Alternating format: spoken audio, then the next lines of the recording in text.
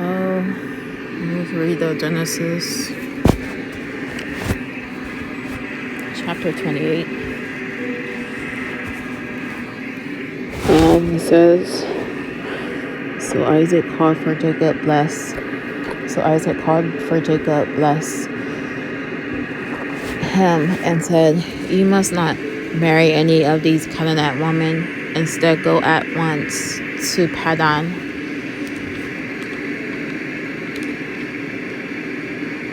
Aram, to the house of your grandfather Bethuel, and marry one of your uncle Laban's daughters. May God Almighty bless you and give you many children, and may your descendants multiply and become many nations. May God pass on you and your descendants and blessings that he promised to Abraham, and may you own this land where you are now living as a foreigner, for God gave this land to Abraham. So Isaac sent Jacob away, and he went to Padan Aram to stay with his uncle Laban, his mother's brother, the son of Bethuel the Aramean. Esau knew that his father Isaac had blessed Jacob and sent him to Padan Aram to find a wife, and that he had warned Jacob, You must not marry a Canaanite woman. He also knew that Jacob had obeyed his parents and gone to Padaram. It was now very clear to Esau that his father did not like the local Canaanite woman, so Esau visited his uncle Ishmael's family and married one of the Ishmael's daughters in addition to the wives he already had. His new wife name was Mahalath. She was the sister of Nebaioth and the daughter of Ishmael, Aram's son. Meanwhile, Jacob left Beersheba and traveled toward Haran at sundown. He arrived at a good place to set up a camp and stopped there for the night, and Jacob found a stone to rest his head against and lay down to sleep. As he slept, he dreamed of a stairway and reached from the earth up to heaven, and he saw the angels of God going up and down the stairway. At the top of the stairway stood the Lord, and he said, I am the Lord, the God of your grandfather Abraham, and the God of your father Isaac. The ground you are lying on belongs to you. I am giving it to you and your descendants. Your descendants will be as numerous as the dust of the earth, and they were spread out in all directions, to the west and the east, to the north and to the south. And all the families of the earth will be blessed through you and your descendants. What more, I am with you, and I will protect you wherever you go. One day I will bring you back to this land, and I will not leave you until I have finished giving you everything I have promised you. Then Jacob awoke from his sleep and said, Surely the Lord is in this place, and I wasn't even aware of it. But he was also afraid and said, What an awesome place this is. It is none other than the house of God, the very gateway to heaven. The next morning Jacob got up very early, and he took the stone he had rested his head against, and he set it upright as a memorial pillar. Then he poured olive oil over it. He named that place Bethel, which means house of God, although it was previously called Luz. Then Jacob made this vow, If God were indeed be with me and protect me on this journey, and if he will provide me with food and clothing, and if I return safely to my father's home, then the Lord will certainly be my God. And this memorial pillar I have set up will become to a place for worshiping God, and I will present to God 1/10 of everything he gives me. Genesis chapter 29. Jacob arrives at Padaram. So Jacob hurried on finally arriving in the land of the east, and he saw a well in the distance there. Flocks of sheep and goats lay in an open field beside it, waiting to be watered. But a heavy stone covered the mouth of the well. It was the custom there to wait for all the flocks to arrive before removing the stone and watering the animals. Afterward, the stone would be placed back over the mouth of the well. Jacob went over to the shepherds and asked, "Where are you from, my friends?"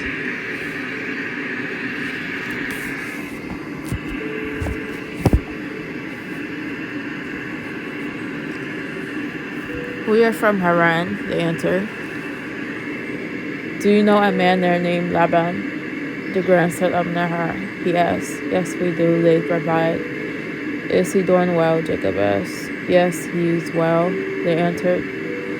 "Look, here comes his daughter Rachel with the flock now." And Jacob said, "Look, it's still broad daylight, too early to round up the animals. Why don't you water the sheep and goats so they can get back out to pasture?" "We can't water the animals until all the flocks have arrived," they replied. Then the shepherds moved the stone from the mouth of the well, and we watered all the sheep and goats. Jacob was still talking with them when Rachel arrived with her father's flock, for she was a shepherd. And because Rachel was his cousin, the daughter of Laban, his mother's brother, and because the sheep and goats belonged to his uncle Laban, Jacob went over to the well and moved the stone from its mouth and watered his uncle's flock. Then Jacob kissed Rachel, and he wept out loud.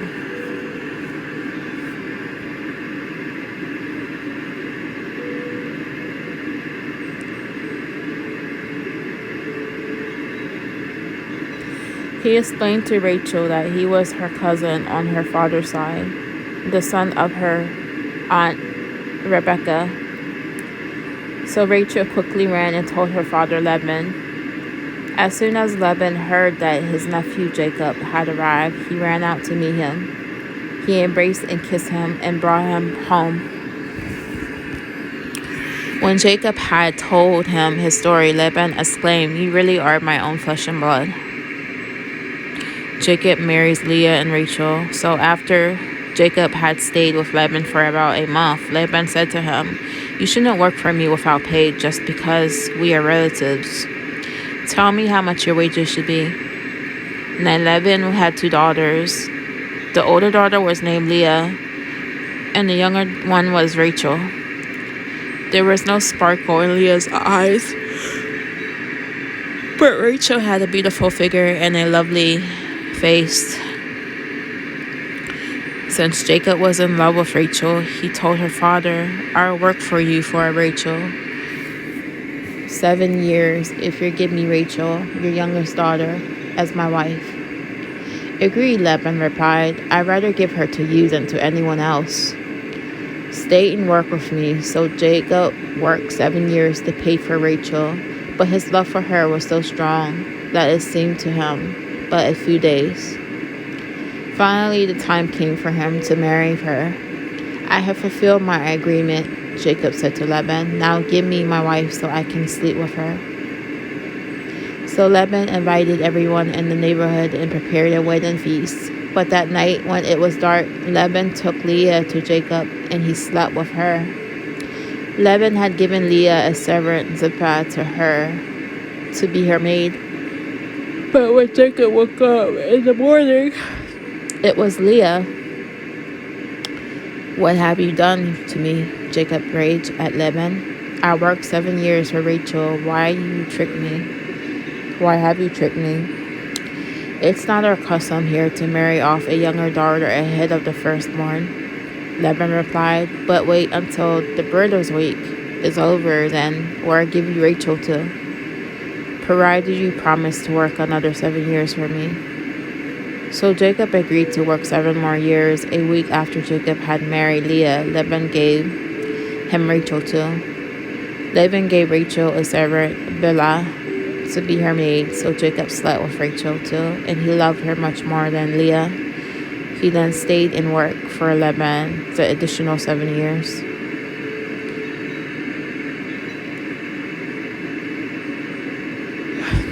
Genesis chapter 29, verse 20, verse 28. Jacob waited 7 years to marry Rachel after being tricked into marrying her sister.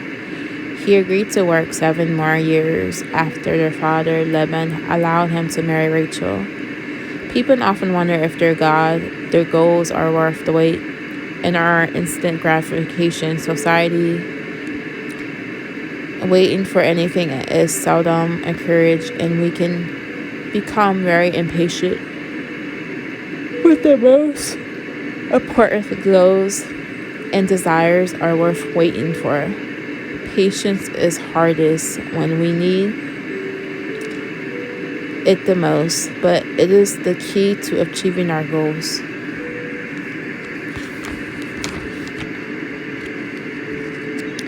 Jacob has many children.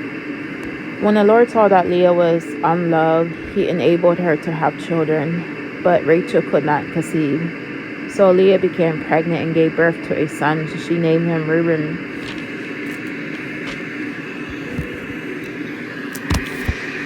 For she said, "The Lord has noticed my misery,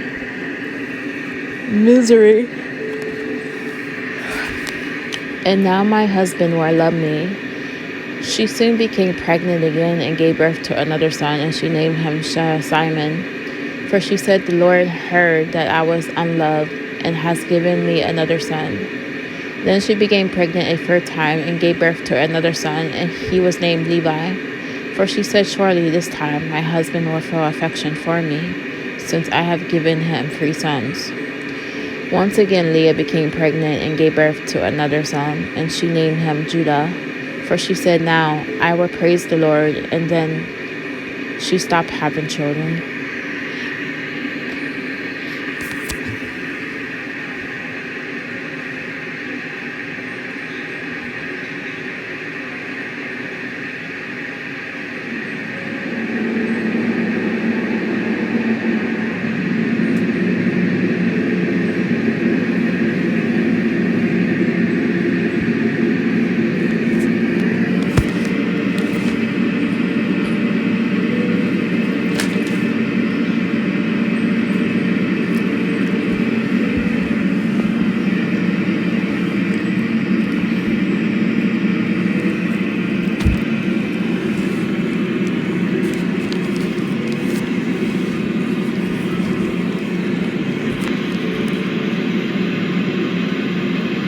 When Rachel saw that she wasn't having any children for Jacob, she became jealous of her sister.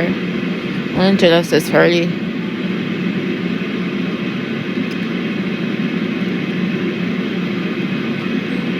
Rachel became jealous of her sister Leah, and she pleaded with Jacob, "Give me children or I'll die." Then Jacob became furious with Rachel. "Am I God?" he asked. "He is the one who has kept you from having children." Then Rachel told him, "Take my maid Bella and sleep with her. She will bear children for me, and through her I can have a family too." So Rachel gave her servant Bella to Jacob as a wife, and he slept with her. Bella became pregnant and presented him with a son. Rachel named him Dan, for she said, "God has vindicated me. He has heard my request and given me a son." Then Bella became pregnant again and gave Jacob a second son. Rachel named him Naphtali, for she said, "I have struggled hard with my sister and I'm winning." Meanwhile, Leah realized that she wasn't getting pregnant anymore, so she took her servant Zipporah and gave her to Jacob as a wife. Soon Zipporah presented him with a son, and Leah named him Gad, for she said, "How fortunate I am." Then Zipporah gave Jacob a second son. "What joy is mine." And Leah named him the second son Asher, for she said, "What joy is the name now. The other woman will celebrate with me."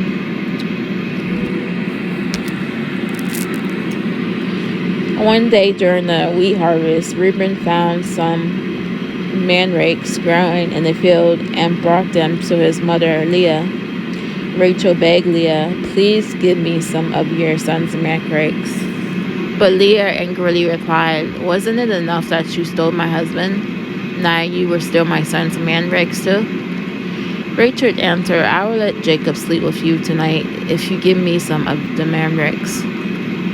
So that even as Jacob was coming home from the fields, Leah went out to meet him.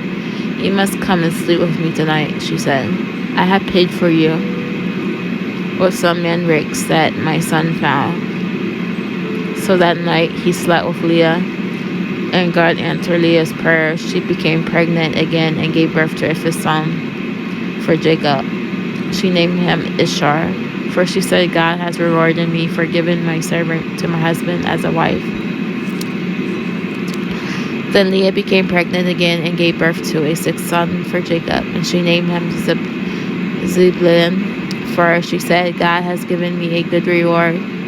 Now my husband will treat me with respect, for I have given him six sons." Later she gave birth to a daughter and named her Dinah. Then God remembered Rachel's plight and answered her prayers by enabling her to have children. She became pregnant and gave birth to a son. "God has removed my disgrace," and she named him Joseph.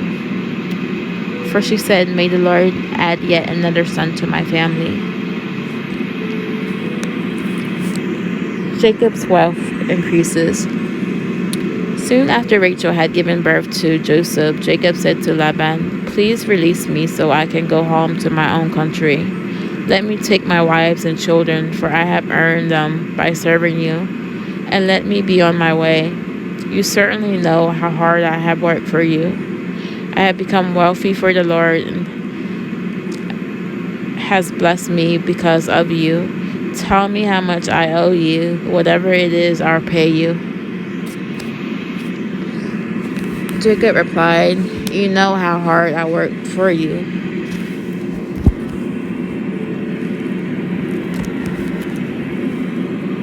And how your flocks and herds have grown under my care. You had a little indeed before I came, but your wealth has increased enormously. The Lord has blessed you through everything I've done, but now what about me? When can I start providing for my own family?" "What wages do you want?" Laban asked again. Jacob replied, "Don't give me anything. Just do this one thing, and I will continue to tend and watch over your flocks. Let me inspect your flocks today. Remove all the sheep and goats that are speckled or spotted, along with all the black sheep. Give these to me as my wages. In my future, when you check on the animals you have given me as my wages, you'll see that I have been honest.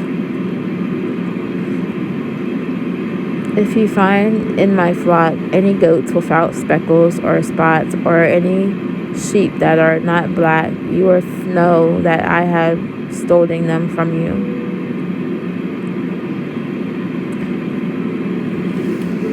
"All right," Laban replied, "it will be as you say."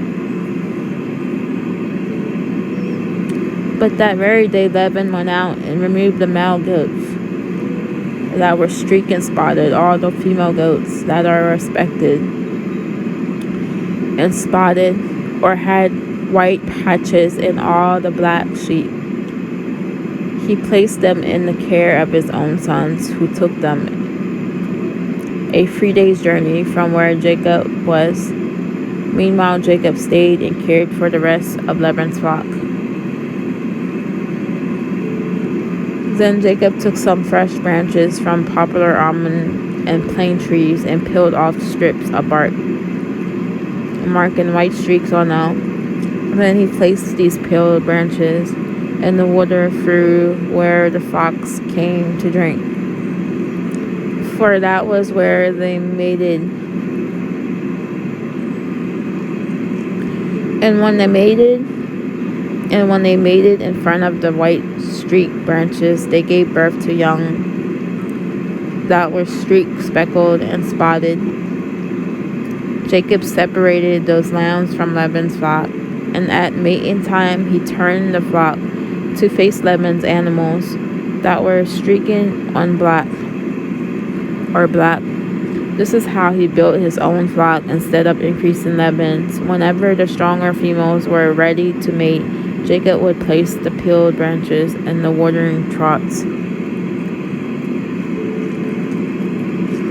Leah was married to Jacob, but he didn't love her like he loved her sister Rachel. Leah tried to earn Jacob's love by giving him sons, but the contest between Rachel and Leah only caused bitterness in the family. Both sisters thought their only worth was in the number of children they had. Leah struggled to love because she didn't understand that she had God's love and that God's unconditional love was all that she needed. We need God's love to free us so we can love others. Genesis chapter 29 or 16 is very funny.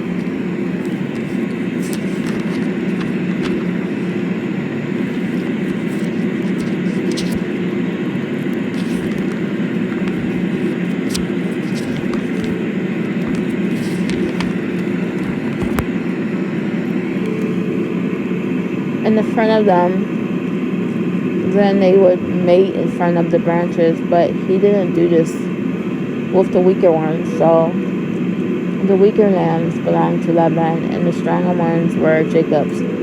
As a result, Jacob became very wealthy with large flocks of sheep, goats, female and male servants, and many camels and donkeys.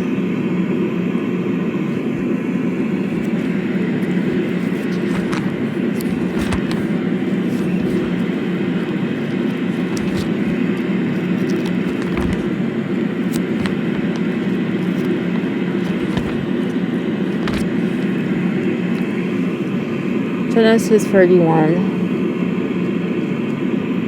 Jacob flees from Laban, but Jacob soon learned that Laban's sons were grumbling about him. Jacob has robbed our father of everything, they said.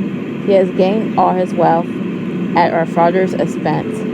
And Jacob began to notice a change in Laban's attitude toward him. Then the Lord said to Jacob, "Return to the land of your father and grandfather and to your relatives there, and I will be with you."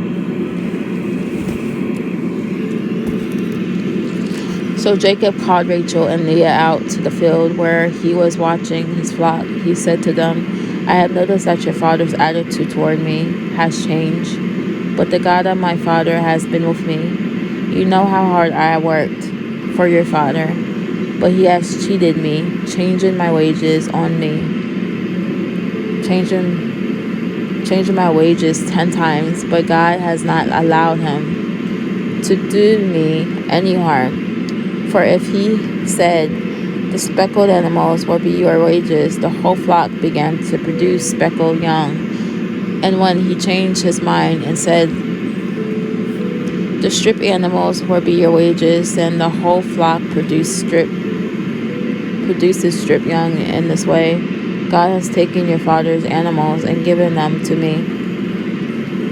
One time during the mating season, I had a dream and saw that the male goats mating with the females were streaked, speckled, and spotted.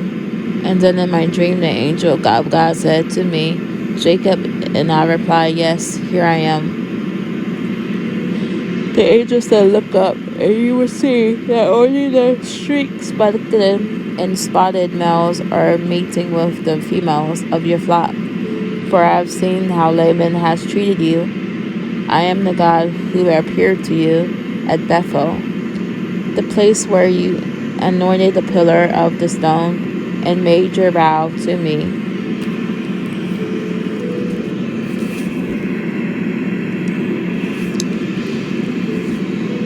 Now get ready and leave this country and return to the land of your birth. Rachel and Leah responded, "That's fine with us. We won't inherit any of our father's wealth anyway. He has reduced our rights to those of foreign women. And after he sold us, he wasted the money we paid him for us. All the wealth God has given you from our father legally belongs to us and our children, so go ahead and do whatever God has told you." So Jacob put his wives and children on camels, and he drove all his livestock in front of him. He packed all the belongings he had acquired in Padaram and set out for the land of Canaan, where his father Isaac lived at the time they left. Laban had some distance away shearing his sheep. Rachel stole them with her. Jacob outwitted Laban, the Aramean, for they set out security and never told Laban where they were leaving. So Jacob took all his possessions with him and crossed the Euphrates River, heading for the hill country of Gilead.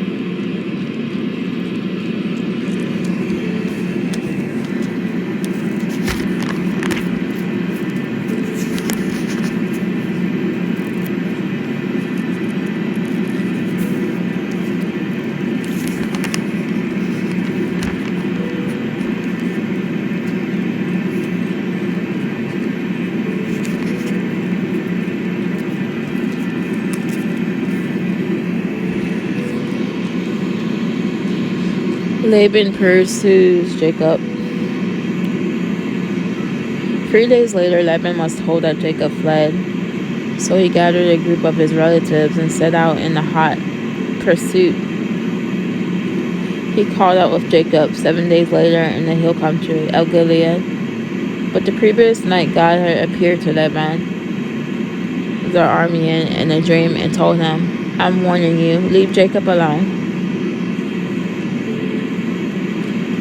Laban caught up with Jacob as he was camped in the hill country of Gilead, and he set up his camp not far from Jacob's.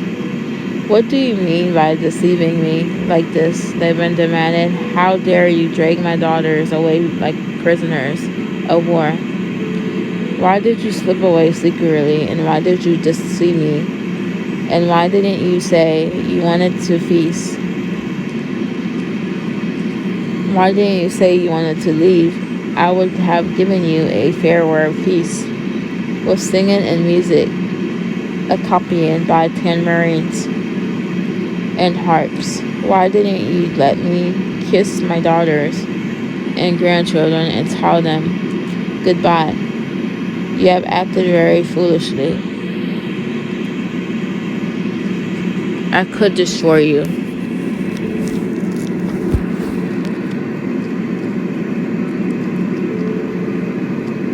But the God of your father appeared to me last night and warned me, "Leave Jacob alone. I can understand your feeling that you must go in your intense longing for your father's home. But why have you stolen my gods?" "I rushed away because I was afraid," Jacob answered. "I thought you would have your daughters from me.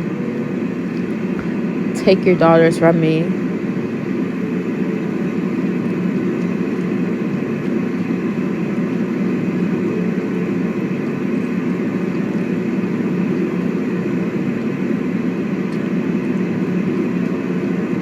By force. But as for your gods, see if you can find them, and let the person who had taken them die. And if you find anything else that belongs to you, identify it before all of these relatives of ours, and I will give it back. But Jacob did not know that Rachel had stolen the household idols.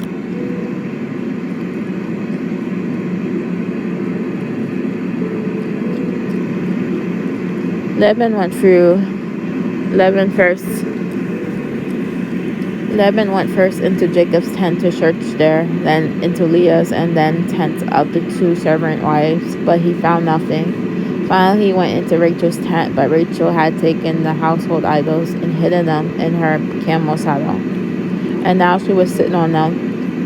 When Laban had freely searched her tent without finding them, she said to her father, "Please, sir, forgive me if I don't get up for you. I'm having my monthly period."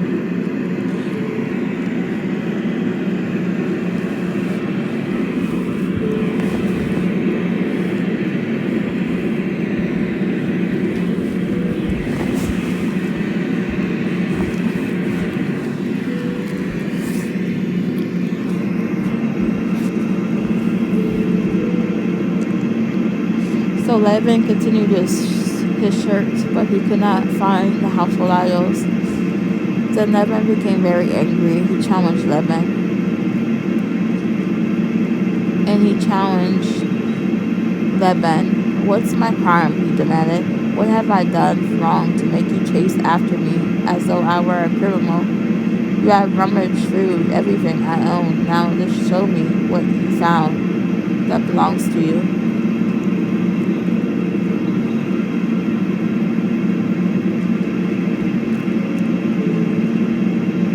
Set it out here in front of us before our relatives for all us to see.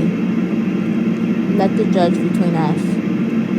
For 20 years I have been with you, caring for your flocks. In all that time, your sheep and goats never miscarried.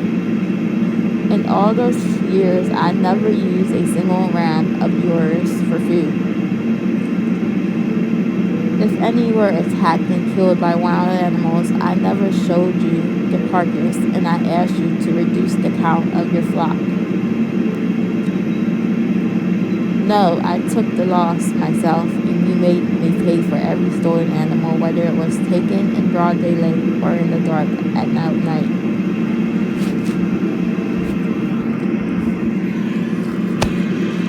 I worked for you through the scorching heat of the day and through cold and sleepless nights. Yes, for 20 years I slaved in your house. I worked for 4 years, earning your 2 daughters, and then 6 more years for your flock. And you changed my wages 10 times. In fact, if the God of my father had not been on my side, the God of Abraham and the fearsome God of Isaac, you would have seen me away empty-handed. But God has seen your abuse and my hard work. That is why he appeared to you last night and rebuked you.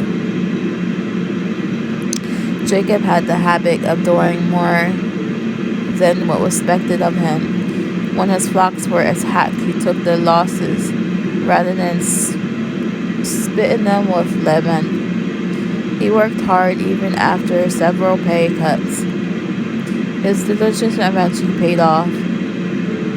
His flocks began to multiply. Diligence pleases God,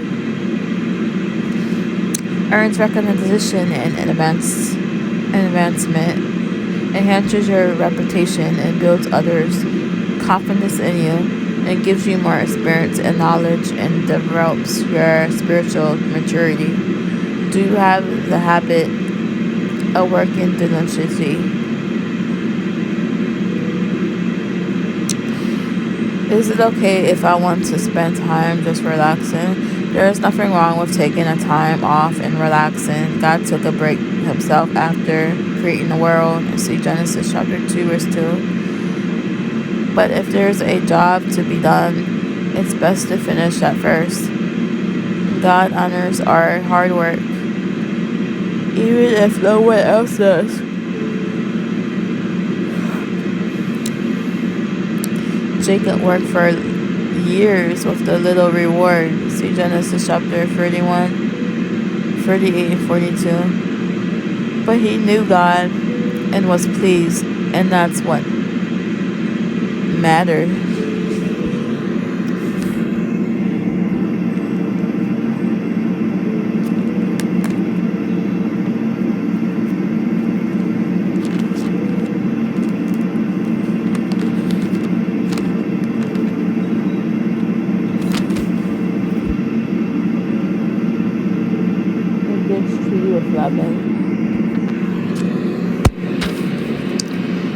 Then Laban replied to Jacob, "These women are my daughters, these children are my grandchildren, and these flocks are my flocks.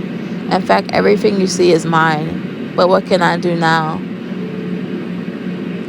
about my daughters and their children? So come, let's make a covenant. You and I, and it will be a witness to our commitment." So Jacob took a stone and set it up as a monument. Then he told his family members, "Gather some stones." So they gathered stones and piled them in a heap. Then Jacob and Laban sat down beside the pile of stones to eat a covenant meal. To commemorate the Sev, the Shadif, which means witness, how in Arabic, it's like a called it garland. Then Jacob there declared,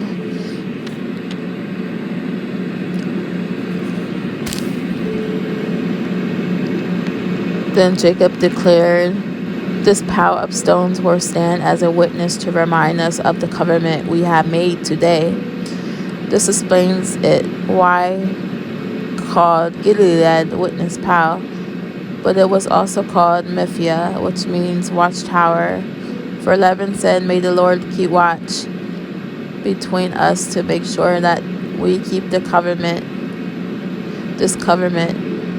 when we are out of each other's sight. If we mistreat my daughters, or if you marry otherwise, God will see it, even no one else does. But he is witness to this covenant between us. See the power of stones, Laban continued, and see this monument I have set between us. Then they stand between us as witnesses of our vows. I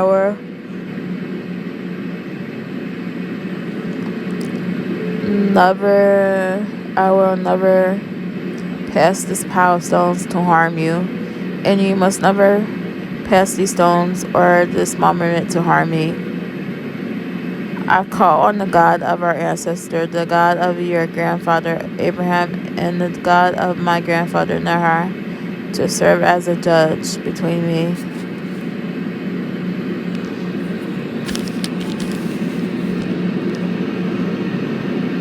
Jacob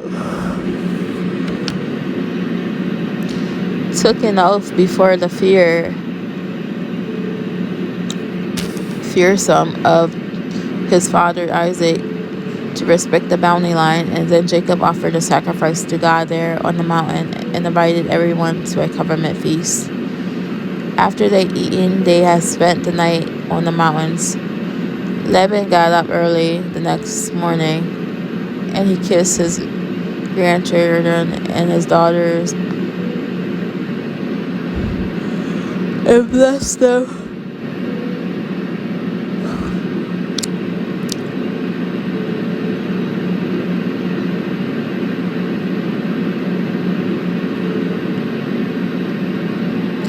Then he left and returned home.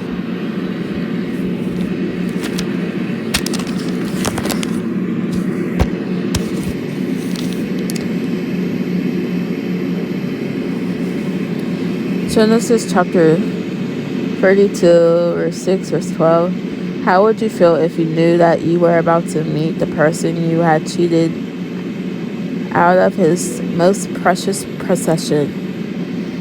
Jacob had taken Esau's birthright. Genesis chapter 25, verse 23. And his blessed. Now that he was about to meet his brother for the first time in 20 years, he was frantic with fear. He collected his thoughts and and decided to pray.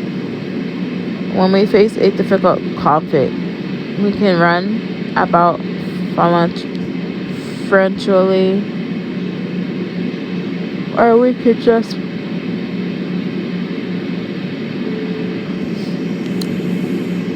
pause to pray. Which approach will you be more effective?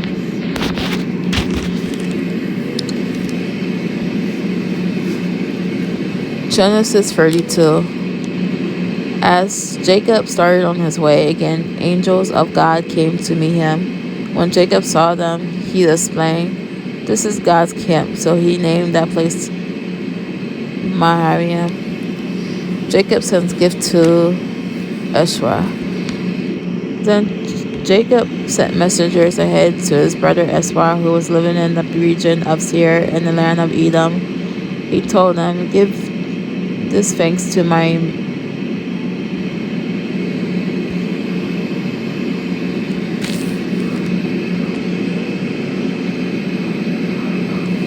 give this message to my master Esau. Humble greetings from your servant Jacob. Until now, I have been living with Uncle Laban, and now I own cattle, goats, flocks of sheep, and goats, and many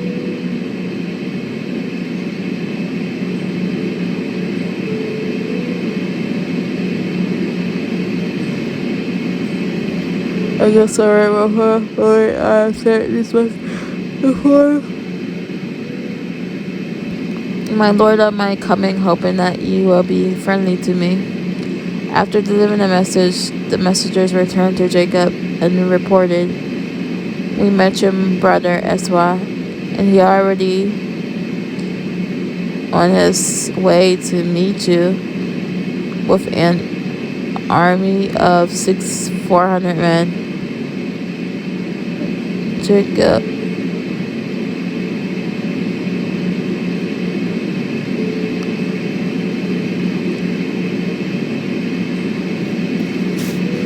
hoping that you will be heard and deliver the message. The messenger returned to Jacob and reported, "We met your brother Esau, and he is already on his way to meet you with an army of 400 men." Jacob was terrified at the slayed news. He divided his household along with the flocks.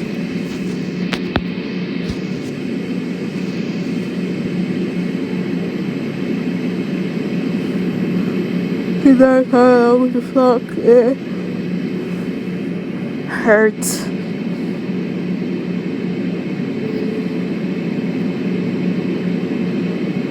And camels into groups.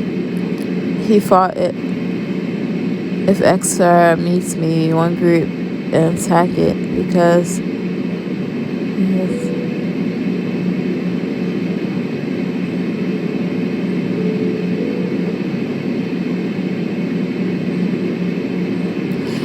if Esau meets one group and attacks it, perhaps the other group can escape.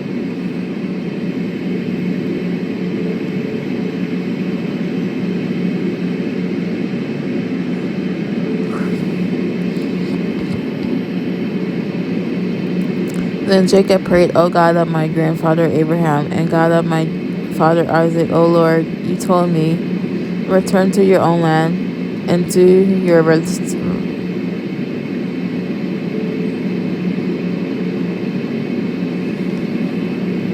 return to your own land and to your relatives, and you promised me our retreat, reclining."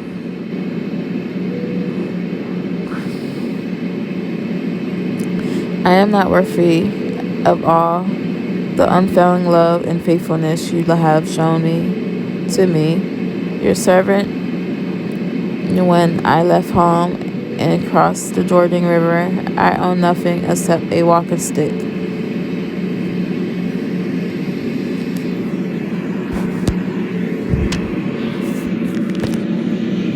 Now my household.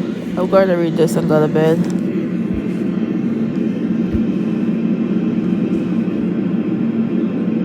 Now my household fills two large camps. O Lord, please rescue me from the hand of my brother Esau. I am afraid that he is coming to attack me along with my wives and children. But you promised me I will surely treat you kindly, and I will multiply your descendants until they become as numerous as the sands along the seashore, too many to count. Jacob stayed where he was for a night. Then he settled these gifts from the possessions to present his brother Esau: 200 female goats, 20 male goats,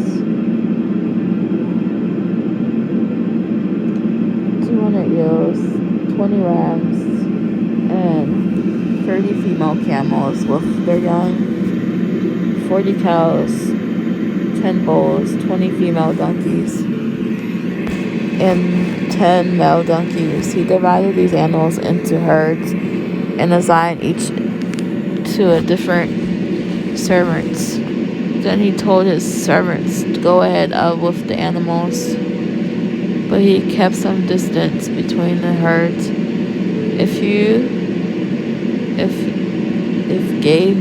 He gave these instructions to the men leading the first group. When Brother Asar meets you, he will ask, "Whose servants are you?"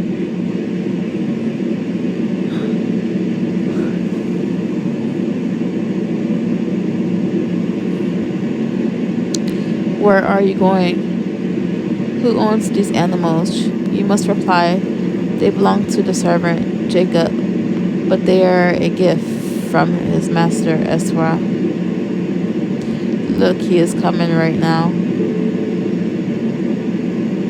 behind us." Jacob gave the same instructions to the second.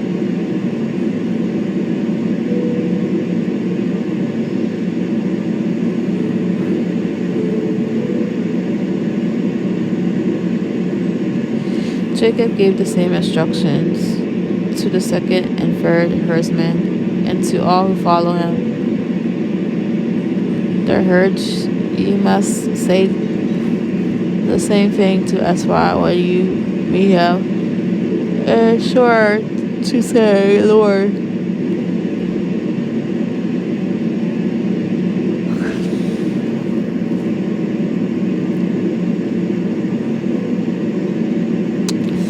I can't find what I'm looking for. You must say that the same thing to Esra when you meet him, and be sure to say, "Look, your servant Jacob is right behind us." Jacob thought I would try to appease him by sending gifts ahead of me. When I see him in person, perhaps he will be friendly to me. So the gifts were sent on ahead, while Jacob himself spent that night in the camp. Jacob rested with God.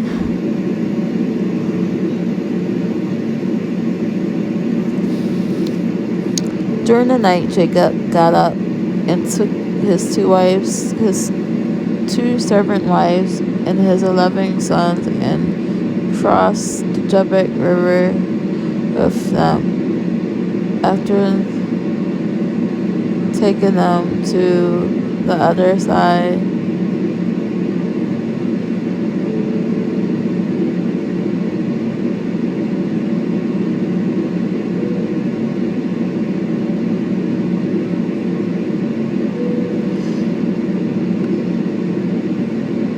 and 11 sons, and crossed the Jabbok River with them. After taking them to the other side, he sent over all his possessions. This left Jacob all alone in the camp, and a man came and rested with him until dawn began to break.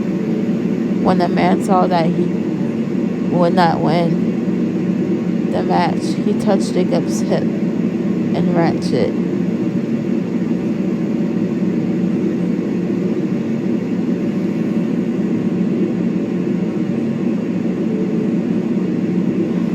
Okay, where's the plane?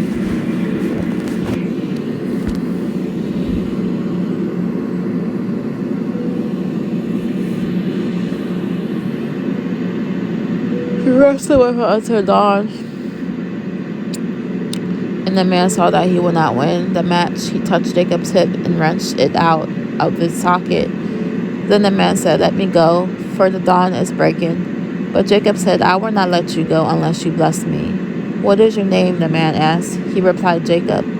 "Your name will no longer be Jacob," the man told him. "From now on your name will be called Israel, because you have fought with God and with men and have won." "Please tell me your name," Jacob said. "Why do you want to know my name?" The man replied, Then he blessed Jacob there. Jacob named that place Peniel, where it means face of God, for he said, I have seen God's face to face, and yet my life have been spared.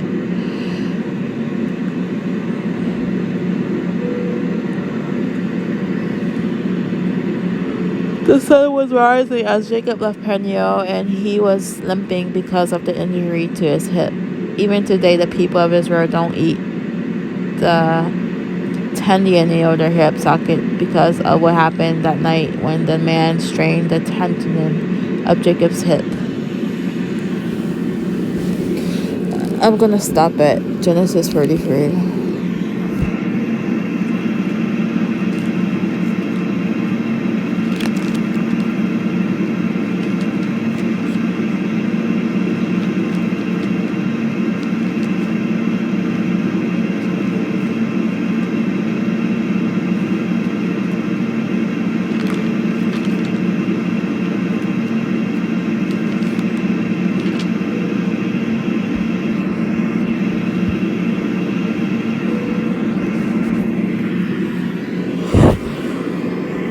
So, Father God, let me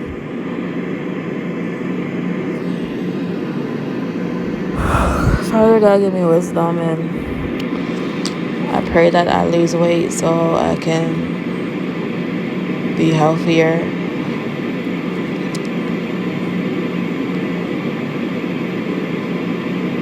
And amen.